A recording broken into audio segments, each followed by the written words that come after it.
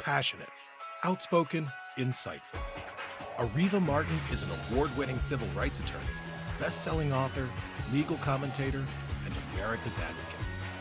Live from Los Angeles, this is the Special Report. Good morning and welcome to our viewers in the U.S. and around the world. To kick off this morning's broadcast, do me a favor. Please share the show with your online friends or start a viewing party. And remember to post a comment or question. Your voice matters, and I want to hear from you. Last night, the Democrats wrapped up their 4-day virtual convention. There were no crowds, campaign signs, or fancy parties, but approximately 20 million viewers tuned in each night to see the Democrats make the case for why Joe Biden and Kamala Harris should win the November 3rd election and send Donald Trump and Mike Pence packing. It was a star-studded 4 days with appearances from A-list performers and actors and the Democrats' most popular party leaders, including 3 former presidents, the former First Lady, the Speaker of the House, and a host of senators and congressional leaders, young and old. Black women are over the moon excited about the historic nomination of Senator Kamala Harris to the ticket as vice president. And party loyalists say the convention exceeded expectations. But was the convention a home run with one of the country's most influential voting blocs, millennials and Gen Z? The youngest Americans are set to exercise their political muscle in November, making up 37% of the electorate. Will they turn out in big numbers? In our Democratic Convention recap show, it's all about millennials and millennial men, to be exact. So I want to welcome this morning Jared Hill. He's a journalist, VP of the National Association of Black Journalists of Los Angeles, and co-host of the Fanty podcast. Next joining me is Alex Morgan. He's the executive director of Progressive Turnout Project, the country's largest grassroots funded voter outreach program. And last but not least this morning is Stephen Olakara. He's CEO and founder of the Millennial Action Project and host of Meeting in Middle America podcast. Good morning, gentlemen. I love a panel of powerful millennial men. So I think I hit a home run this morning with you guys, but I wanted to find out from you, did the DNC hit a home run with its first virtual convention? I'll start with you, Steve. What do you think? What kind of grade would you give the DNC? Sorry, I think I was muted there. First of all, thanks for having me on the show, Ariva. And I'm here in Milwaukee where we hope the convention would be, and we're very much holding out for 2024. But I had 3 big questions going into this speech last night. One is, does Joe Biden take advantage of the virtual platform to deliver an authentic message? 2, does he offer a plan to get out of this COVID-19 crisis? And 3, does he transcend politics in a way that reaches those crucial swing voters here in Wisconsin, particularly in suburban areas, which have a high likelihood of deciding this election? I believe he hit all 3 out of the park, and it was probably the best speech I've seen Joe Biden deliver. All right, Jared, would you give the DNC glowing remarks like Stephen? You know, I went in with no expectations so that I wouldn't be disappointed, right? And I have to tell you, it was fantastic. I was actually really, really impressed. And what I really think is important here is that it speaks to innovation, right? And being able to like meet a moment and figure out how to make it work for everyone. And I think that what this Democratic Convention was able to do was really tell a fantastic story and give us all of these different important points, the warning about where we could be going, the inspiration about where we would like to go, and like the clarity about where we really are.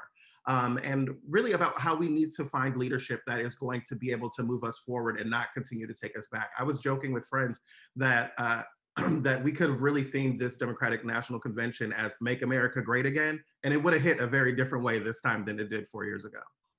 All right, are you in agreement with your fellow panelists, Alex, that this was a big success? Absolutely. I think to build off of what Jarrett just said, you know, we went in with no real expectations about what this was going to look like, right? We're used to long, winding speeches, big crowds of delegates, a balloon drop at the end, right? And that's what we're accustomed to because we've seen it for 100+ years. But I think that the team that put this convention together really knocked it out of the park, first and foremost, in terms of delivering a message about Joe Biden, who he is, what he stands for, and then also who he's going to represent. All of these stories of Americans interwoven throughout the 4 nights, both in that, primetime block, that last hour, as well as, all these other hours of coverage that folks were able to stream online.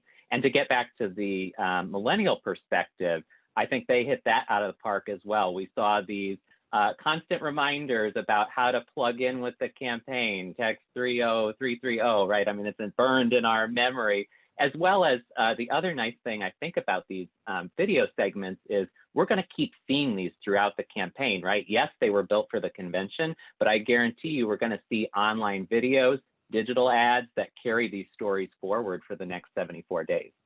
Well, several of you have mentioned Biden's speech, and it has absolutely gotten rave reviews by pundits, by media outlets, and he made a special appeal to young people during that speech. Let's take a listen to what he had to say. For all the young people who have known only America being rising inequity and shrinking opportunity, they deserve the experience of America's promise. They deserve to experience it in full. So, Alex, I'll ask you, did Biden's special appeal to young voters strike a chord with progressive millennials?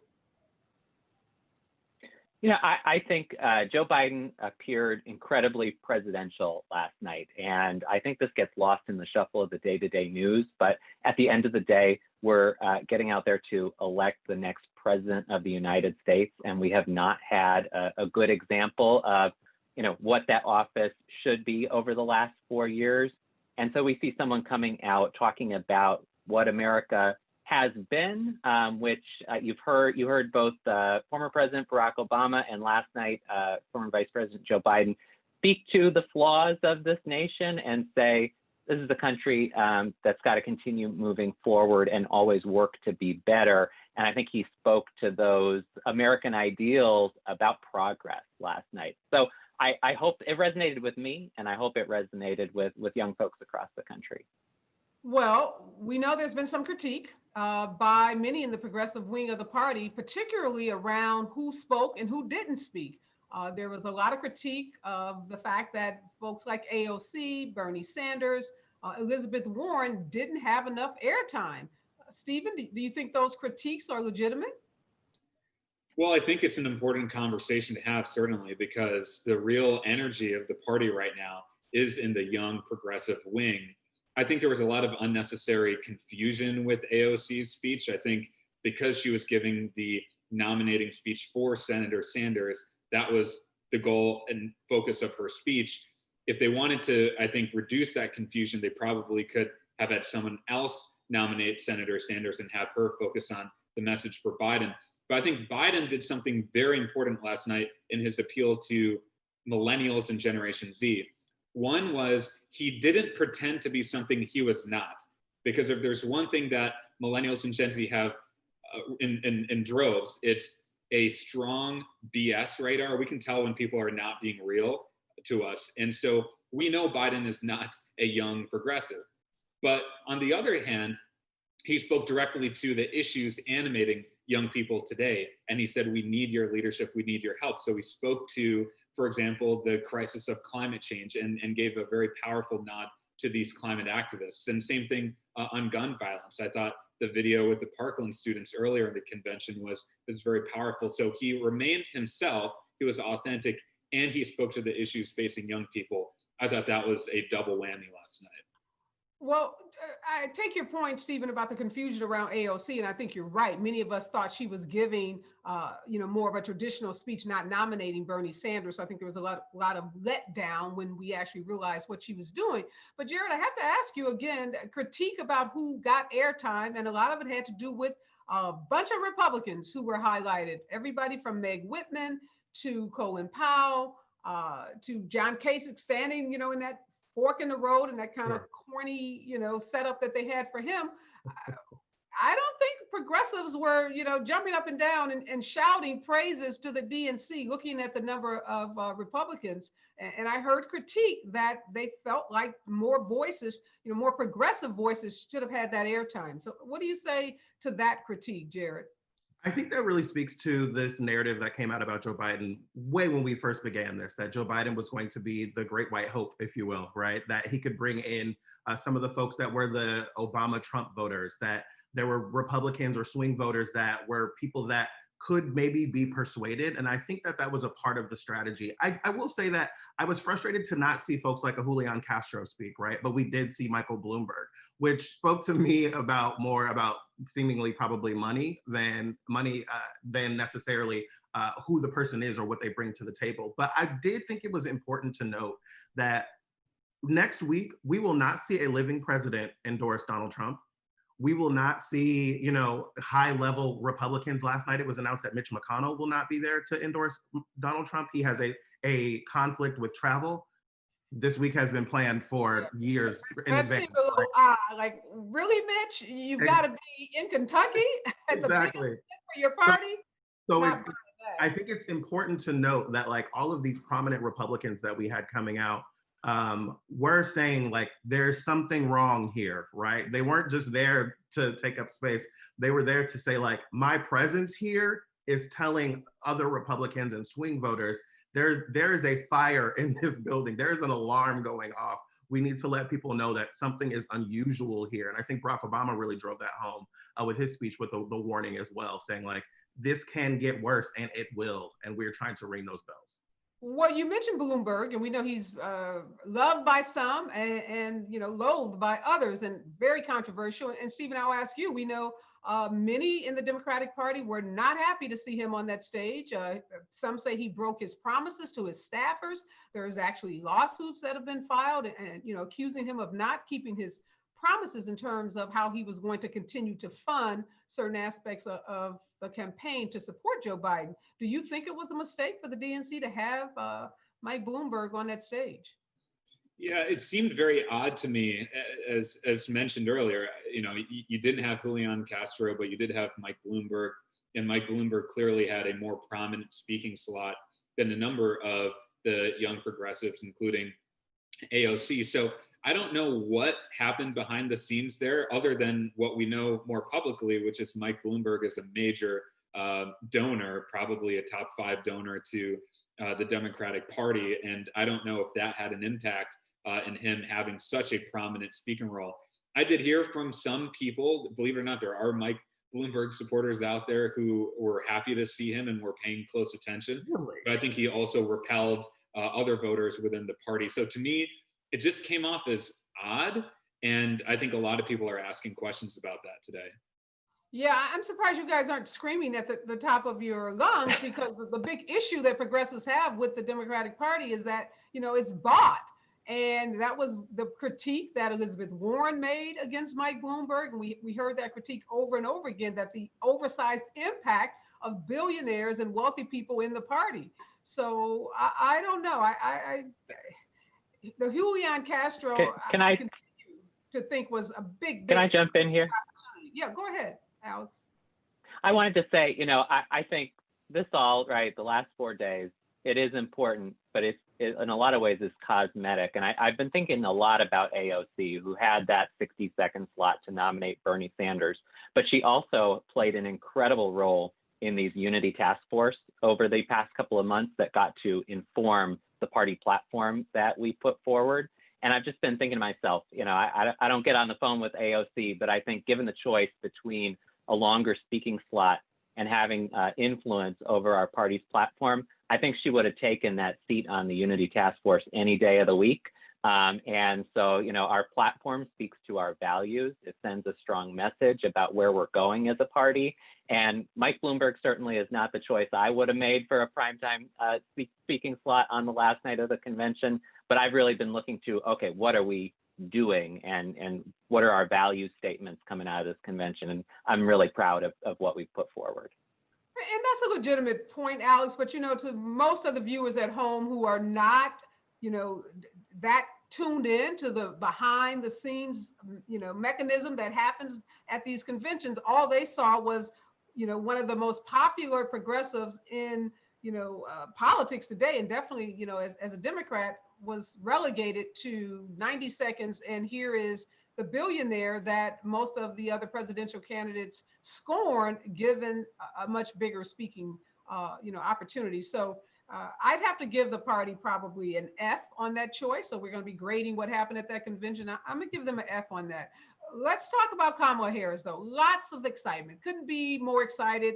I worked for the campaign, full disclosure, part of the non-paid advisory team for her. Go back to college days with Kamala, so I've known her for many, many years. So I'm super excited. But does this nomination, is that going to move progressives, in a way that some again have said the party is bought by, the billionaire 1% class? What do you think, Jared? Does Kamala move progressives? Do they give them that? Does she give them that enthusiasm that they say has been missing in the Biden campaign? Yeah, so I would say that I'm a Bay Area Californian, right? So I've known Kamala Harris's name for a very long time. I remember when she was, elected to office for the first time in San Francisco. I always like to point out to people, I was also born in that Oakland, that Kaiser that she was born in, so we have that connection. But I'd like to point out that I did not think her campaign, I don't think that she ran the best campaign for president. No offense, Reva, I love you. But like, I thought that she was a great candidate, but I didn't think that she ran a great campaign. I thought her message throughout her campaign was way too much about Donald Trump and not enough about her and what she wanted to do and what she wanted to bring to America. And so then when she was nominated, a week and a half ago or so, I didn't expect what it would feel like. I always thought that she was incredibly capable, incredibly talented, just super smart. And I thought that she really rose to this moment. And I did not anticipate the way that it would energize me. Even up in the hours leading up on that Tuesday when we were hearing like, oh, Joe Biden has made a decision, or oh, Joe Biden is, beginning to call the candidates. And then we believe it might be Kamala Harris and all of that. And I was thinking like, okay, that makes sense. And then when it was her name, it just felt like a different moment. And then to see her give the speech and to hear her shout out to the AKAs and to hear a Mary J. Blige moment and to hear someone talk about Oakland and to talk about their vision for where we can go and who we can be and believing in the best of us, it was inspiring in a way that we haven't really felt in a while here in America, especially since Inauguration Day, beginning with American Carnage. And so I was incredibly inspired and energized. And I know friends of mine that have never been like that thrilled about Joe Biden, but know how they plan to vote. There was an energy around Kamala Harris that was very different. So I want to read to you, Stephen, something that I saw that Nina Turner said. Nina Turner, as you know, was the former co-chair of the Bernie Sanders presidential campaign. And she just gave a recent interview to The Hill TV. And she talked about Kamala's historic nomination. And she acknowledged that it was historic and talked about how important it was for African-American women. But she said that Wall Street got the ticket they wanted. Do you agree with that, Stephen? Well, let me touch on both parts of that. So with the first part, the historic nature of it, I think the biggest long-term impact of Kamala Harris's nomination is familiarizing the American people with the idea of there being a Black woman or having a South Asian in public life, in national political life. I'm a big believer that people sometimes need to see something before they can believe it. And so just the sheer amount of airtime that she'll be getting, whether you support her or oppose her, that has an impact on people like myself who come from a South Asian background. But to the second point about Wall Street, here's the thing. I think, and we've been talking about millennials as well, that I think the number one issue that kind of underlines millennials' concern with our democracy right now is the issue of trust. We don't believe in our governmental institutions anymore because they've failed us so miserably. And then when we see the special interest money coming in and favoring incumbent interests and corporate interests over those of us who don't have as much power and access, then I think that leads to this lingering distrust. And then people sometimes say millennials are apathetic. I say not at all. Millennials actually have the highest service participation rates in the country. we're disillusioned with the political system. So we have to get this big money out of politics. And I completely agree with Nina's point that we have to be taking a close look at the influence of Wall Street in any party's presidential ticket. Ariva, can I Well, touch on that as well? Well, wait a minute. I just want to be clear. Nina's point was that this ticket would make Wall Street happy. And then she went on to say that Harris and Biden were not going to motivate millennials and Gen Z. So, Jared, you can speak to that. Nina is saying, contrary to what you guys are saying, no, Gen Z and millennials are not going to be excited about Harris, and it's Wall Street that's super excited that she's on the ticket. I don't think the response there is an either or. I don't think it's like either millennials or either younger folks or Wall Street, because I think that Nina Nina has a very liberal perspective, right? That she has a much more liberal perspective than maybe a Joe Biden or a Kamala Harris would. And I think that Nina is a person who wants to see the country move faster. And I think that that is a real feeling that makes a lot of sense for a lot of folks. On the show that I host, Fanti, we talked this week about the ways that the Democratic Party is often not progressive enough for those of us on the margins, right? For those of us that live in the intersections, whether that be about race, about gender, about sexuality, about orientation, of all of these different things, the party is often not progressive enough for us to feel excited so much as we can feel like encouraged, right? Which is a different thing. But I think to Stephen's point about trust, I like to remind people that as a millennial, I'm 35 this year, and I have been through 9/11 in my formative years, right? A massive recession that really decimated our economy when I was coming out of college. And then we go into COVID-19, and we've always heard this narrative about the system being broken, Congress is broken, the financial system is broken, the election system is broken. You can insert a bunch of different things here. And then we turn and tell millennials, but you've got to be involved in this broken process, right? And so I think to Stephen's point, when we talk about trust, it's important that we recognize where this electorate has come through and why this electorate might be resistant to participating. I'm always encouraging people to participate in the process and be civically engaged and to vote, but I also understand the resistance or the lack of interest or the lack of trust in that system. And speaking of the lack of trust, Jared, Time Magazine wrote an article this week, and the headline reads, Black voters under 30. So that's not you, Jared, because you're going to be 35, but voters under 30. Ariva, okay. You put it out there, so I just had to punctuate it. Right. Black voters under 30 could decide Joe Biden's fate by sitting this election out. So I want to ask you, Alex, I know you run this organization whose sole focus is to turn out the Democratic vote. Are you concerned that young voters, Black voters in particular, under 30, are not enthusiastic about this ticket?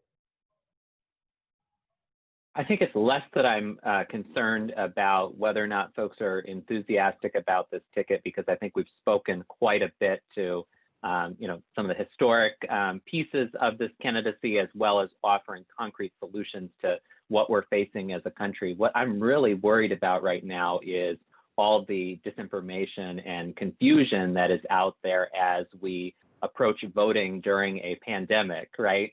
So we've got 74 days until Election Day.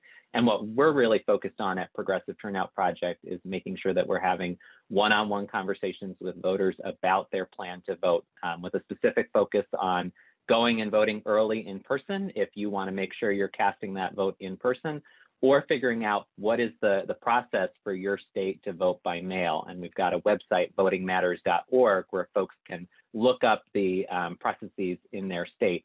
Because we've got to educate voters right now of all backgrounds, and in particular, young folks who haven't necessarily participated too many times before. Maybe you voted in one presidential election and that's it. So you're barely familiar with the process of going on Election Day, and now we're asking folks to vote by mail. And there have been all these concerns that Donald Trump has thrown out all this disinformation about the U.S. Postal Service on top of this. And so folks are just really concerned about making sure their voice is heard.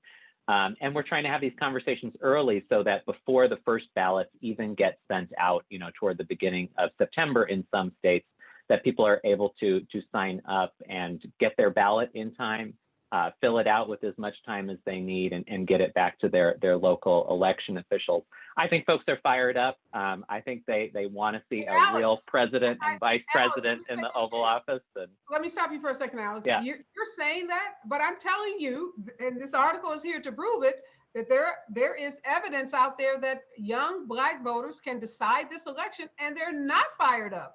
So I don't think, as Democrats, we should be sticking our heads in the sand if we have evidence to suggest that Black voters under 30, and this article went further. It said that they're lukewarm about whether even Trump is a racist, and they're actually open to him having a second term. So we may have a problem with these young voters, and I don't think it's as simple as talking about the post office, because if Black young voters think that Trump maybe he's not a racist and they're open to a second term, those are alarm bells that are going off. And Stephen, I think we need to be a lot more concerned about what's happening with that demographic. What are you seeing on the streets? Because Time Magazine and the researchers who did that article are seeing something very different than what you all are portraying.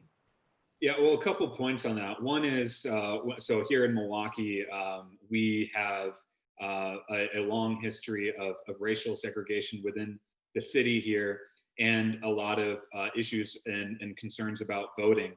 And in a pandemic, the importance of voting safely, voting absentee, whether that's early or through mail, is hugely important. And there's a lot of distrust in that system. And some of you may have seen on April 7th, the big Wisconsin election debacle that made national headlines. That didn't do much to instill trust in the system. So I've been talking with a lot of groups here, particularly a number of Black organizing groups here, to highlight that, yes, voting is hugely important. As John Lewis said, that's our most important nonviolent tool for change in this country. And there's more work to do to make the voting system more secure, more safe, and easier to participate. And we need, for example, automatic voter registration. That's a big thing Millennial Action Project is focused on. One other key point is, in some of these key Midwestern states that might ultimately decide the election, so important for millennials and Generation Z to know that absentee ballot requests will be sent out to registered voters, and unregistered voters here in Wisconsin will get a postcard. That's a huge win that we worked on in Wisconsin and Iowa and Ohio and Michigan. And that's going to Stephen, I got to stop you too. You guys are talking about getting a ballot in the mail and turning it in. I'm talking about the misinformation campaign, the distrust, the fact that young Black voters think that Trump isn't a racist, that many of them like the bravado, the fake strength that he demonstrates. So we got to take a step back. Way before I get that ballot, if I've been, targeted by Russia, or if I've been targeted by this Trump misinformation campaign, that ballot is going in the trash when it gets to my house. So speak to that, Jared. I think we're missing a big step here, which is Black folks are saying they're not all that upset with Donald Trump. At least this article says under 30 are feeling that way. So I have to say, like, I haven't seen the specific study that you're referencing, but I will say that I'm pretty connected with a good number of 30 and less millennial Black folks, right? Between brothers and sisters and organizations and things like that. And I can tell you that I have not seen that in the interactions that I've had with younger millennials. When we're discussing Donald Trump, when we're discussing the election, I think that there is a bit of a gap in enthusiasm, but I don't think there's a lack of resolve of I'm going to be participating or I want to get rid of Donald Trump. If I talk to my 19-year-old sister, she understands the moment that we're in a way that I didn't even understand when I was 18. Part of what I think has been really extraordinary about this moment has been seeing how younger people are engaged in a way that they have never been engaged before, that they're paying attention in a way that they never paid attention before, because this moment has forced us to, has required that of us, really, right? To be paying attention. So when I look at young millennials, I have two brothers that are 27 and 26 that both know Donald Trump inside and out, know him forwards and backwards, and on the reasons that he is problematic for this country, but also for them as individuals. Because at the end of the day, there are young Black men who walk the street every single day, or that are out in the world every single day, and understand that. So I do understand that there is polling that that can, shift us in one direction or the other. But I can tell you, even if it's anecdotally, I have not seen that anywhere. Well, let's talk a little about what we did see that was intended by the DNC to really address some of the issues that millennials care about. So we saw Steph and Aisha Curry. We know they are huge figures, and they play a big role in terms of how they've been reaching out to millennials and Gen Z, and they endorsed Biden wholeheartedly in their appearance yesterday. But defund the police. I don't think we can be having a conversation about millennial voters without talking about some of the issues that have been front and center for them, as we've seen, millions of them across this country take to the streets and protest after George Floyd. And we know that defund the police is not a part of the platform that Biden and Harris are advancing. So what are we saying to those millennials who have, been on the streets for months now, demanding that police departments around this country be dismantled, that their budgets be, shifted away to, more health and human service departments in cities and counties around this country? What did this convention do to speak to those millennials? I'll ask you that, Alex. You run a progressive organization. Yeah, and I think, getting back a little bit to what you were saying about, that ballot potentially going in the trash, I think that's the choice we're looking at more than we are a choice between millennials deciding between Joe Biden and Donald Trump. It's a choice between Joe Biden and not voting. And this is where these conversations are really key. The number one issue that we heard about in talking with voters over the summer was racial injustice. And when we're looking at millennial voters, we see folks in the streets every weekend. I think something that we can point to that is concrete is the House passed the George Floyd Policing Act over the summer. It's a first step. I think it's something that Joe Biden and Kamala Harris should be speaking about a lot more, because like I just said, it is what we're hearing about from voters when we have these longer form conversations with them. And so if we recenter ourselves on what we need to do, I think that's going to engage these voters and get them to make sure they're not just tossing that ballot aside and actually choosing to cast a proactive vote for these candidates this November. I think you're right, Alex, that the issue of racial injustice, racial inequalities is probably one of the number one issues: police brutality, police reform for young activists. I've interviewed many of them on my show, and I can tell you that many of them are angry, and they don't see the George Floyd Policing Act as being nearly enough to adjust the issues of racial inequality. And I just wonder, Stephen, you can jump in here. How, again, are we going to reach? Is there a strategic plan? Because I'm not sure I'm hearing it, to reach those voters, those young, under 30, that Time Magazine article said can be a decisive, voting bloc in this November election. Well, I think that gets to this larger civic engagement question, because we had this incredible moment of protest and activism and movement building after the George Floyd murder. And all of a sudden we see Black Lives Matter gaining so much support in the country.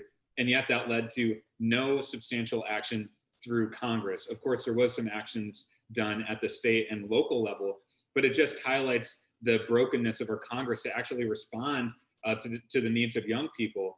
And I think for what Biden needs to do, and he understands that there is some degree of a divide within the country, but that's where I think leadership is important to try and reframe the issue. So, for example, police and jails should not be like mental health centers, and that's often what we're asking them to do. So, in terms of shifting these priorities, we shouldn't look at this on a defunding to funding spectrum. How do we rather re-envision and reform the police system so that we're taking better care of people who really need it? Yeah, I want to ask you, Jared, before we run out of time, you made national news yourself back in 2016 when you broke the story that Melania Trump had actually plagiarized some parts of Michelle Obama's speech to the DNC in 2016. I want to play a little of Michelle's speech from Monday night and get your take on it. So let's listen to a little of what Michelle had to say Monday night. I've said before, being president doesn't change who you are. It reveals who you are. anything in that statement or anything else Michelle Obama said on Monday night that you're going to be looking for and listening to when you listen to Melania's speech next week, Jared? You know, I thought Michelle's speech this week was probably the highlight of the Democratic convention. I think she probably gave the best speech of the week, and was a really, really strong way, a really strong way for us to start out the week. I did have to think to myself, first of all, everyone sent me every Melania plagiarizing Michelle meme that has ever been created. So thank you for the inbox and the DMs and the texts. But I am looking forward to the ways that the Republicans will try to counter this, right? I thought to myself, like, you have a former first lady who was really coming and appealing to our hearts and talking to us about the future and about the children that this election will impact. We have, you know, a former president who was talking about a warning about where we are going in democracy, right? And then we're going to have this next week of the Republican convention coming up, where we would expect that this is all going to be about fear, right? It's not going to be about calling people in. It's not going to be about speaking to people's aspirations about where we could go, but it's really going to be about saying they are trying to take your guns, or they are trying to take this away from you, or we want our country back, right? It's going to be a very angry and fearful kind of convention that I think, even if we're to your question earlier about talking about defunding the police and the ways that we feel about police right now, I think really we're going to see the Republicans take that message and say they're trying to have lawlessness in the streets. But realistically, we know that the lawlessness has been coming from the White House, right? And so I think that Michelle Obama did a fantastic job being able to speak to what we are seeing coming out of the White House and where it could possibly go if we look at Barack Obama's speech. I think we look at Kamala Harris's speech and Joe Biden's speeches as ways that we can really, really encourage ourselves to be able to move forward. I can tell you, I haven't felt inspired by political speeches in a long time. And I think coming out of this week, there was this feeling of maybe we can save this. Maybe we can still make a turn before we go too far, because this idea of 8 years of Donald Trump is unrecoverable. I think that is really sitting with a lot of us, because these next 4 years, each single one of these first 4 have been exponentially worse than the one that came before it. And the ones that are to follow have to be horrendous if Donald Trump continues as president. And I think this really spoke to that. Well, I know in 2016, Michelle's, phrase, when they go low, we go high, became a calling card for Democrats. And I think this year, it is what it is. I think it's going to go down in history as a description of, the 4 years that we've lived under with Donald Trump. And she so brilliantly took his own words and turned them into a powerful statement about the failure of his administration. So, Jared, I want you to watch that Melania speech very carefully. Not to worry. Come back on next week if there's anything you hear that suggests that there are any, resemblance to Michelle's powerful speech on Monday. But again, I want to thank all of you for joining me. Thank you for being, on the streets, speaking to millennial voters. Your voice is incredibly important. 37% of the electorate, are categorized as millennials and Gen Z. So you guys are going to play an oversized role in this November election. And please, please, please continue to talk to your friends, your colleagues, and encourage them to vote like their lives depend on it. And literally, as we heard from pretty much every speaker at the convention, our lives do depend on it. Absolutely. All right. Well, we're continuing our conversation with millennials. My next guest, he is a state representative from Pennsylvania. He was one of the youngest members and the first openly LGBT person of color elected to the Pennsylvania State House. He also had the distinction of being selected by Vice President Joe Biden to give the keynote address at this year's Democratic convention, along with a group of other rising stars in the Democratic Party. Please welcome Representative Malcolm Kenyatta. Good morning, Malcolm. How are you? I'm doing well, and I'm so glad to be with you right after my good friend Jared. Yes, that's a good guy. But Jared's going to come back and tell us about that speech. But I want to ask you, Malcolm, what went through your mind when you learned that you have been selected to give the keynote at this year's convention? You know what? It was an incredibly moving experience, particularly the next day after the speech, where myself and my partner, Dr. Miller, on the, front page of the Philadelphia Inquirer, our, local paper, watching this speech. It was, incredibly moving. But more than anything else, as also the first openly gay, Black person to ever be involved with a keynote address, my real hope is that there are a lot of young Black kids, young queer kids, whose takeaway is not look what Malcolm did, but whose takeaway is look what I can do. Because growing up, there were no Black gay elected officials. There were very few elected officials who were open, if any, who I could look at and say, oh my God, I want to be that when I grow up. And it's so difficult for our young people to be something they can't see. And so I'm trying to be the role model I wish I had growing up.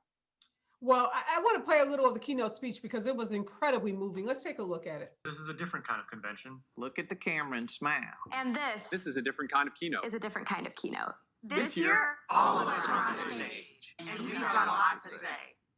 Let's get real. There's a lot riding on this election. When we're facing the biggest economic and health crisis in generations, because our president didn't and still doesn't have a plan. When doctors, nurses, and home healthcare aides in Philadelphia have to risk their own lives to protect others because there's not enough protective equipment.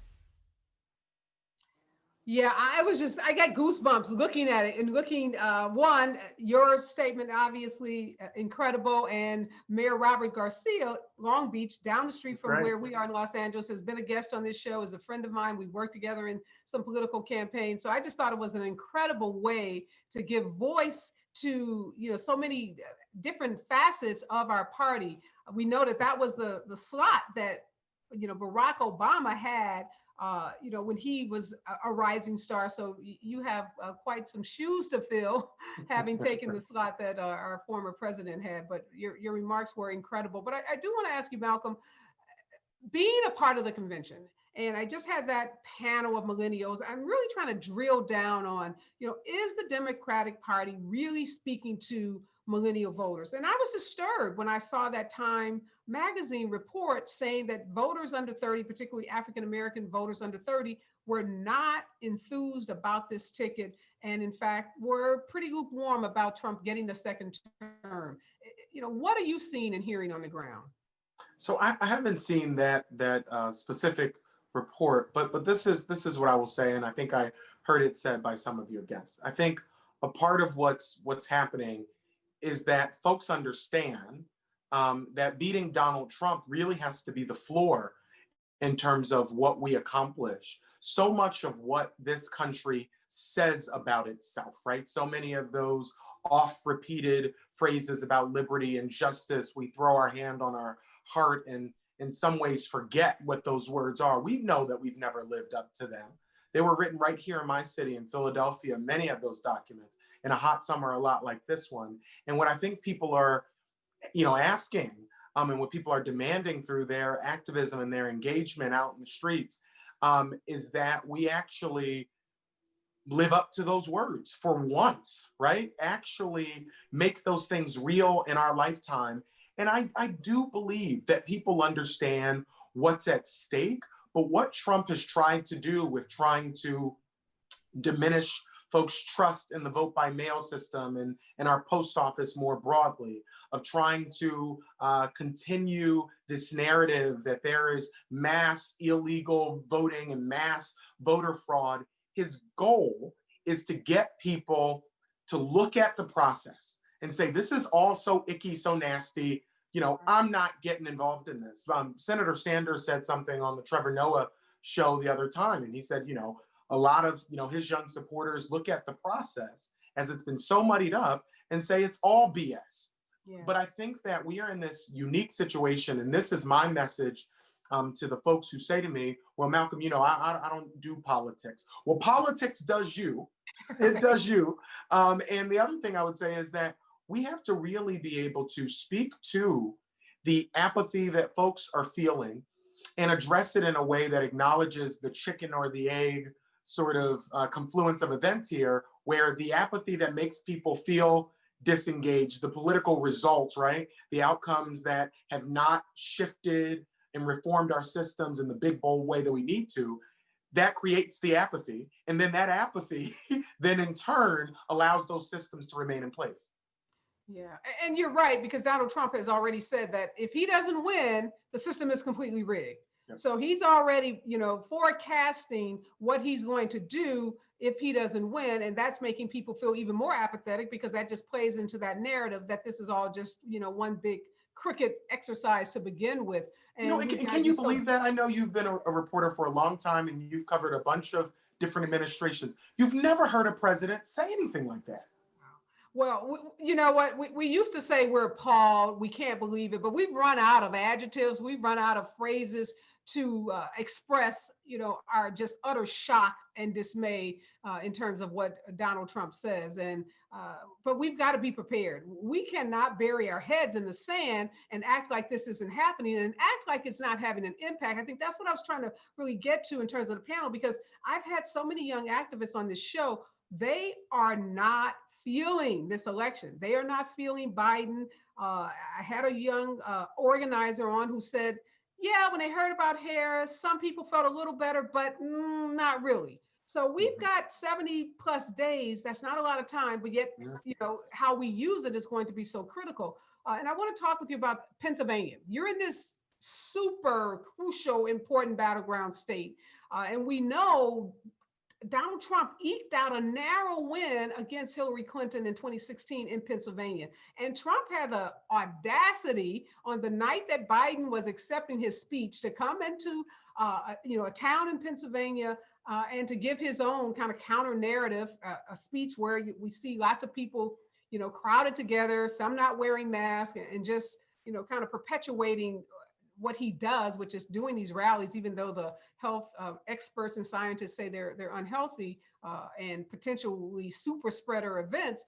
But is this going to work again in Pennsylvania? You're on the grounds there, so tell us what's going on in this super important battleground state. So the first thing I'll say is I hope that event yesterday doesn't become a hot spot because of the president's refusal to follow basic science. There are countries around the world that have gotten back to some semblance of normal because their leaders took this seriously. We have a president right now who is dangerously dumb, whose incompetence has led to the loss of lives and livelihoods. And I think that incompetence, that inability to lead, you talked about First Lady Obama's speech that she gave at the DNC, and she said something that was so straightforward but profound, that this president is just not up to the job. I believe it was here in Pennsylvania where Donald Trump said for the first time, what do you have to lose? And now the folks of Pennsylvania have a clear answer to that question. What we have to lose is over 7,500 of our citizens so far who've died from this pandemic. What we have to lose are the 41% of Black businesses that some studies say may never reopen because of the impacts of COVID-19. What we have to lose is the ability for our young people, many of whom have already been disenfranchised from an educational system that has ignored their needs and hasn't invested in them in the way that they need. And now those young people, at least here in Pennsylvania, aren't going to be going back to school at least until November, and maybe not until the spring. And it's going to be Black and brown kids who don't have as ready access to not only the technological pieces, but to the basic utility of having the internet, who don't have access. It's going to be our kids who are going to end up being left behind. And so in 2016, I think we had just Donald Trump's rhetoric and his reality TV show clips, right, to judge him on. Now we have a record of results, and those results are very negative, particularly here in Pennsylvania. And I'll just end with this point. I know we haven't talked about it a lot recently, but Donald Trump's trade war with China has had such a profound impact here. A lot of people don't think about it, but Pennsylvania's biggest industry is agriculture. Donald Trump's trade war has completely decimated our dairy farmers. And it's not just the farms themselves, it's all the auxiliary jobs that come with that, the truck drivers, the storage folks, who are now at risk or have already lost their jobs. Pennsylvania is ground zero for the unemployment crisis that has come as a result of this president's complete mismanagement. And so people see how not only how mean he is, but how ineffective he is. And I don't think he's going to win. But I think the question becomes for us, not only does he lose, but does he lose in historic fashion? And you raised some excellent points, Malcolm, about his trade policies, his economic policies, and how they have failed everyday people, working class people. But what we've seen, and we saw this in 2016, is people will vote against their own economic, interests. Reverend Barber was on the show, and he talked a lot about that. He was in Kentucky talking to white voters, trying to get them to see that a vote for Donald Trump is against your economic interest. And those voters, they lock in to Trump's appeal, to their grievances around immigration, their grievances around the protests that have been taking place, across this country, and these other culture war issues that Donald Trump is so good at raising. So how do we get those workers who you say have been decimated by his trade policies, by his economic policies, to recognize that it is against their own interest to continue to support him? So first I'll say Reverend Barber is my hero. I say all the time that addressing deep poverty is the moral and economic issue of our generation. My district here in North Philly is the third poorest district in the entire Commonwealth. And so this issue of prioritizing the economic interests of working people and of the working poor is something that's at the core of my legislative work. And so I wanted to make that point. But I'll say this, if you look at the results of the 2016 elections, one of the most tragic things is not only do we have a system where somebody can win 3 million more votes and still not end up as the president. That's completely undemocratic. But if you look at the results, the person who actually won the election didn't vote. That didn't vote won the election. And I think that this time you see a lot of people who look at the system and say, I don't like any of the candidates. And one of the things that was most determinative in terms of Trump's victory was that group of people who said, you know what, maybe I will go and vote, but I kind of just don't like, I don't like Hillary, I don't like Trump. Those voters broke for Trump. Right now, we're seeing it on the other side, where voters who didn't participate last time or who did participate and just feel icky about both parties, Joe Biden is winning those voters overwhelmingly. And so they don't always show up in polls. They don't, they're independent. Pennsylvania has a very profound streak of independent voters, folks who vote Republican, Democrat, and sometimes will write people in.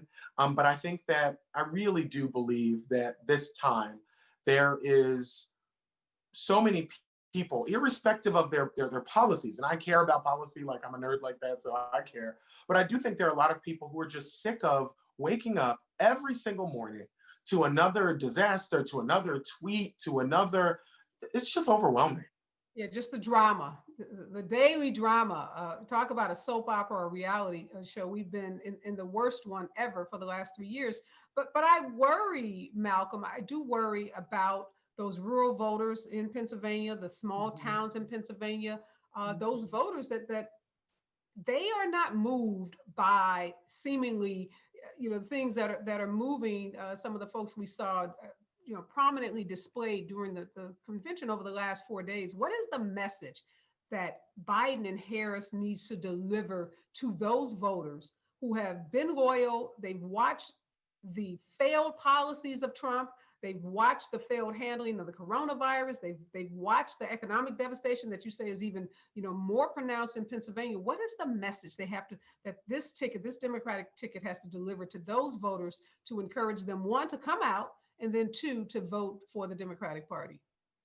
You know what? I think that, for the next 74 days that we have, that's a short period of time. I think we have to really talk about the really bold vision that the vice president has laid out. I hear people all the time talk about Joe Biden isn't progressive. And then I ask them if, they've gone to look at some of the policies he's putting forward. And the answer on many occasions is no, they haven't really read it. But I would really encourage people to go read his plan, the 5 different pillars of the Build Back Better plan. A part of what I respect so deeply about the vice president, and it was a part of the reason I endorsed him on day one on MSNBC on what used to be Hardball with Chris Matthews, was he has a real ability to listen as well as lead. And I think that that's what we heard a lot about, from people who were sort of talking about that at the convention. Look at how he's been able to pull the party together with the unity committees, bringing together AOC and Bernie and so many people who were not, his biggest fans in the primary, but who he has been able to not just say, shut up, get in line and vote for me, but who he's actually reached out to hear their thoughts, hear their concerns. I've talked to him in detail about the deep poverty in my community, about the rise of gun violence. And if you look at his proposals from using our CDFIs, which are community development financial institutions, who are the primary funders of Black and Brown small businesses, investing $150 billion into them is huge. His plans around housing to not only deal with redlining once and for all, but to actually have a tax credit towards renters as more folks decide to be renters and not homeowners, as well as a robust plan to make people homeowners. I'm going to get them that first house, which is the pathway to, the American dream. He really is talking about consequential changes that can make an impact in the lives of these voters. And I think that that's the message.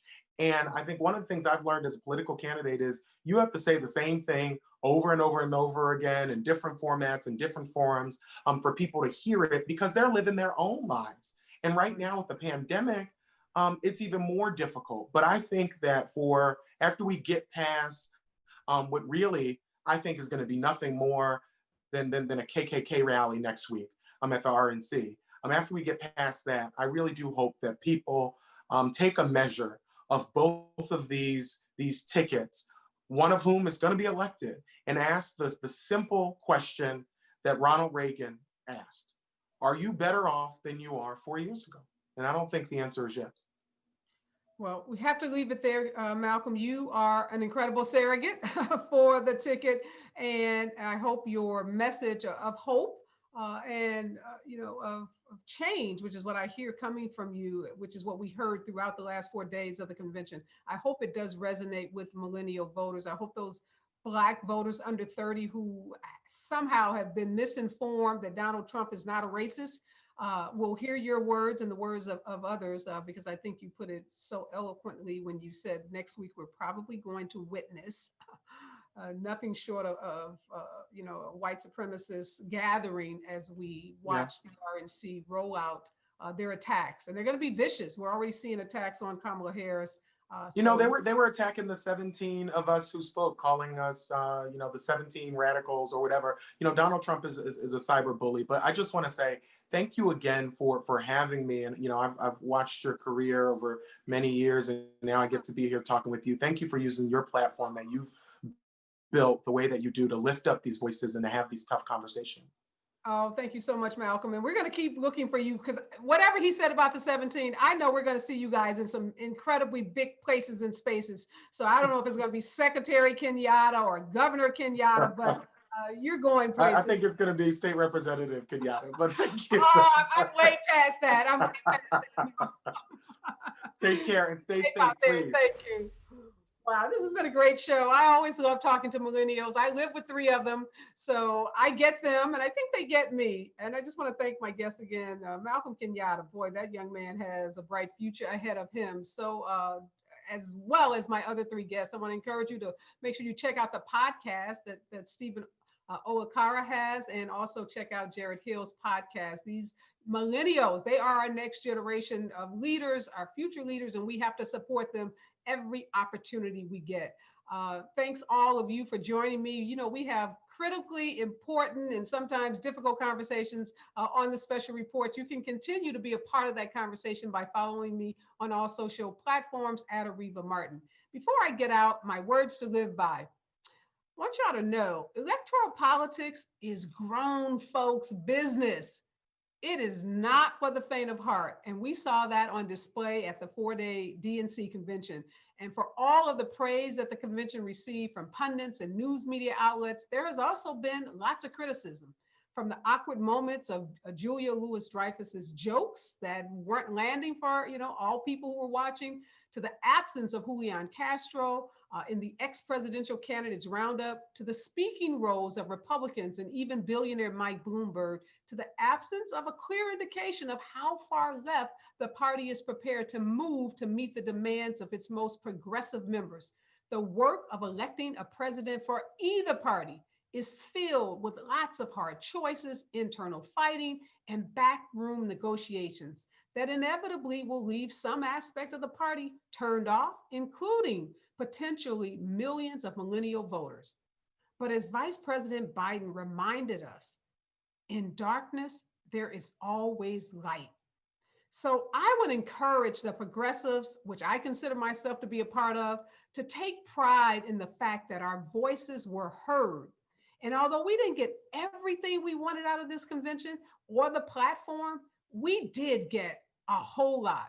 We got to see the first Black woman nominated to a major party. And she accepted that nomination by giving a shout out to historically Black colleges and universities and the African American Alpha Kappa Alpha sorority.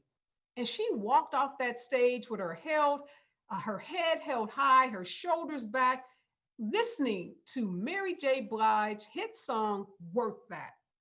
That was blasting in the background at a DNC convention. Now, all of these were a first, and they were a sign that there is a new generation of Democrats on the ticket, and the generation is diverse, is female, and it's bold.